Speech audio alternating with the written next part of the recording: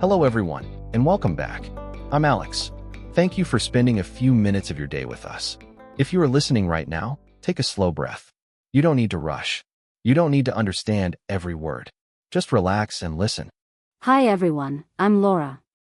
We're really happy you're here. This space is for learning English in a calm and friendly way. No stress. No tests. Just listening, understanding, and feeling comfortable with the language. Today, we want to talk about something very simple, but very powerful. It's about you. It's about this year. Not the whole future. Just this year. When you think about this year, how do you feel? Do you feel excited? Do you feel a little nervous? Or maybe, you feel tired? All of those feelings are okay. There is no right or wrong answer. Many people think the future must be big and perfect, but it doesn't have to be.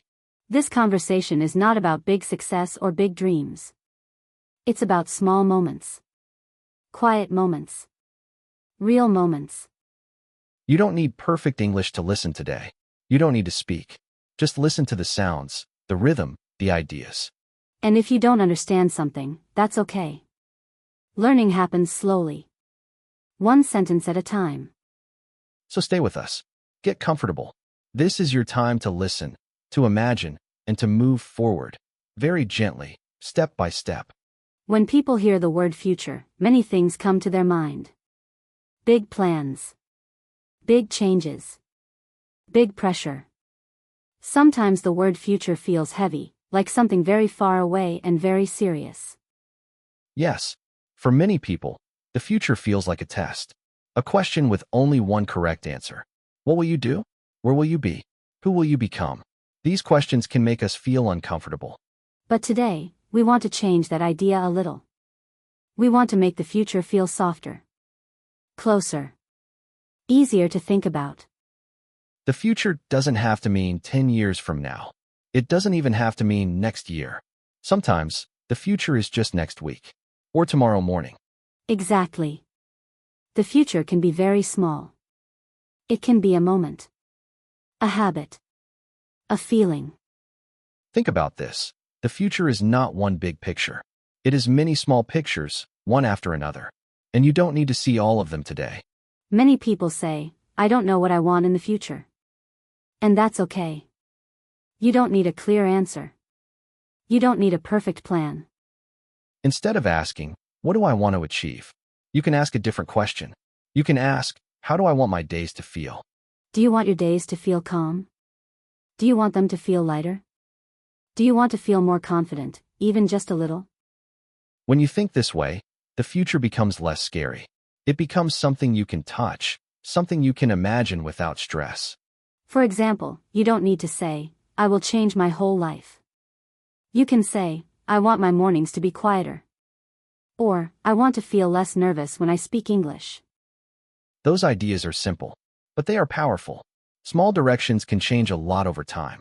So today, we are not talking about pressure or success. We are talking about direction. About choosing where to look, not how fast to run. The future is not asking you to hurry.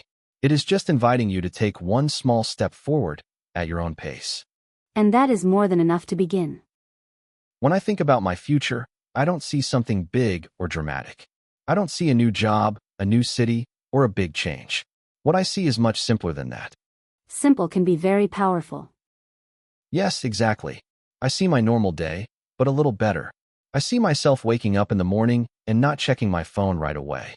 The room is quiet. The day feels new. That already sounds peaceful. I walk to the kitchen and make a cup of coffee. Not in a hurry. I stand by the window for a moment and look outside. The light is soft. Nothing is urgent. I like that image. It feels very real. After that, I go outside for a short walk. Just 10 or 15 minutes. I put on my headphones and listen to something in English. Maybe a podcast. Maybe a short story. I don't understand every word, but that's okay. You're not studying. You're just listening. Exactly. I'm not trying to be perfect.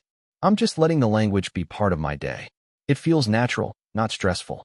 That's a very healthy way to learn.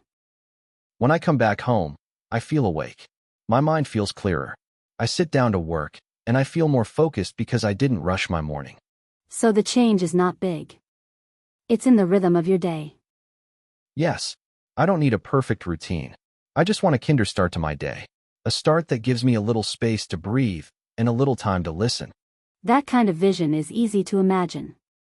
And that's why it works. I can see it clearly. I can almost feel it. And when something feels real, it becomes easier to do, one quiet morning at a time. When I think about my future, I don't start with places or schedules. I start with feelings. I ask myself, how do I want to feel when I talk to other people? That's an important question. For a long time, I felt nervous in conversations. Especially in English. I worried about my words. I worried about mistakes. And sometimes, I stayed quiet because silence felt safer. Many people feel the same way. This year, I see myself choosing something different. I see myself speaking even when my voice is not perfect. Even when my sentences are simple. That takes courage. Yes, but it's a quiet kind of courage. I imagine myself in small, everyday situations. Talking to a colleague. Saying a few sentences in a meeting. Sending a short message online. Not big speeches. Just real life. Exactly. I see myself listening carefully, smiling, and responding without fear. Not because my English is perfect, but because I trust myself more. Trust makes a big difference. I also see myself connecting with people. Feeling less alone. Laughing more in conversations. Understanding that communication is not about being correct all the time. It's about being present. That's a powerful change. And when I make a mistake, I see myself reacting differently. Not feeling embarrassed. Not apologizing too much. Just continuing the conversation. That mindset helps learning grow. Yes. In my vision, I feel lighter. I feel open. I feel proud, not because I'm fluent, but because I'm brave enough to try. That's something many listeners can relate to. I hope so. Because emotional growth is real progress. And sometimes, the most important change is not what we say, but how we feel when we say it. Before we continue, let's take a short pause together. You don't need to do anything special. Just stay where you are and listen. If you can, take one slow breath in, and then slowly breathe out. There is no hurry. Now, imagine a small moment in your future. Not a big dream. Just a simple scene from your life. Ask yourself a few gentle questions. You don't need to answer out loud. Just think. Where are you in this moment? Are you at home? Outside? At work? What time of day is it? Morning, afternoon, or evening? Is anyone with you? Or are you alone and enjoying the quiet? Now, think about how you feel in this scene. Calm. Relaxed. More confident than before? You don't need clear details. Even a small feeling is enough. And if your mind feels empty, that's okay too. Sometimes listening is already a step forward. This short reflection is not about making a plan. It's just about noticing what feels good to imagine. You can come back to this simple scene anytime. While walking. Before sleeping. Or when you feel stressed. Remember, progress doesn't always look like action. Sometimes, it looks like awareness.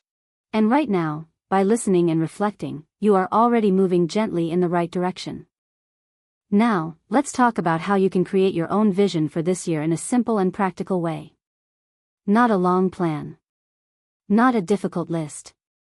Just a few ideas that feel natural. We want to share a different structure today. Something easy to remember and easy to use.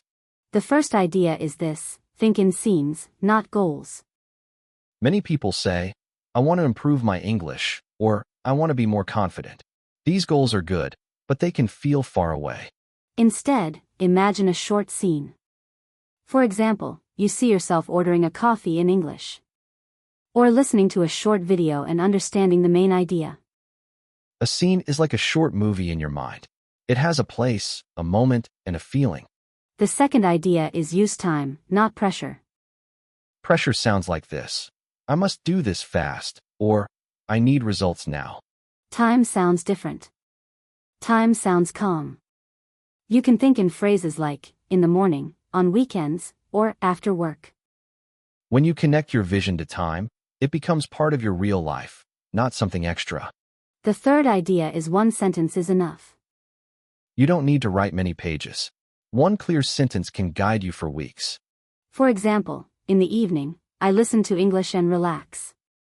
That's it. The last idea is keep it kind. Your vision should not make you feel guilty or stressed. If one day doesn't go well, that's okay. The vision is still there tomorrow. This way of thinking is not about control. It's about direction. And direction, even a gentle one, can slowly change how your days feel. So choose one small scene, one calm time, and one kind sentence. That is more than enough to move forward, quietly and confidently. Now, let's talk directly about English. For many people, learning English feels stressful. It feels like something you have to do, not something you want to do. Yes. Many learners think English is about rules, exams, and mistakes. But in real life, English is a tool. It helps you connect, understand, and share ideas. Learning English does not need to be intense. It can be gentle and regular, like a daily walk. Listening is one of the best places to start. When you listen every day, even for 10 or 15 minutes, your brain begins to recognize sounds and patterns. You don't need to understand every word. Understanding the main idea is already a success. If you are a Spanish speaker, this is very important to remember. Your accent is part of you. It is not a problem. Communication matters more than perfection. Silence, on the other hand, can stop learning. When we are afraid to make mistakes, we stop trying. Mistakes are not failures. They are signs that you are using the language. So in your vision for this year, try to see English as part of your life, not a separate task. You can listen while cooking, while walking, or before going to sleep. Short moments, repeated often, are very powerful. And remember, confidence grows from action, not from waiting until you feel ready. Every time you listen, every time you try to understand, you are training your ear and your mind. Step by step, English becomes more familiar, less scary, more friendly. And one day, you will notice something important. You are not studying English anymore. You are simply using it. Before we finish, let's take a moment to look back at what we shared today. Not in a detailed way. Just gently. We talked about the future, but not as something far away or heavy. We talked about it as something close. Something made of small moments. We shared simple visions. Quiet mornings. Kinder conversations. Small scenes that feel real and possible. We also talked about learning English, not as pressure, but as part of daily life. Something you listen to, feel, and slowly understand. Nothing here is about being perfect. It's about being patient with yourself. Every small step counts. Every time you listen, you are moving forward, even if it doesn't feel big. And if some days feel slow or difficult, that's okay. Progress is not always loud or fast. What matters is direction. A gentle direction toward a calmer, more confident version of yourself. By listening today, you already showed care for your learning and for your future. That is something to be proud of. So take this feeling with you. Keep your vision simple. Keep it kind. And remember, you don't need to rush. You are allowed to grow at your own pace. We're really glad you spent this time with us. Thank you for listening. Before you go, we have a small question for you. What is one simple scene you see for yourself this year? It can be very small, just one moment. If you like, write one short sentence in English in the comments. It doesn't need to be perfect. Writing is great practice. And if this listening helped you feel calm or confident, please stay with us and listen again next time. We'll see you soon.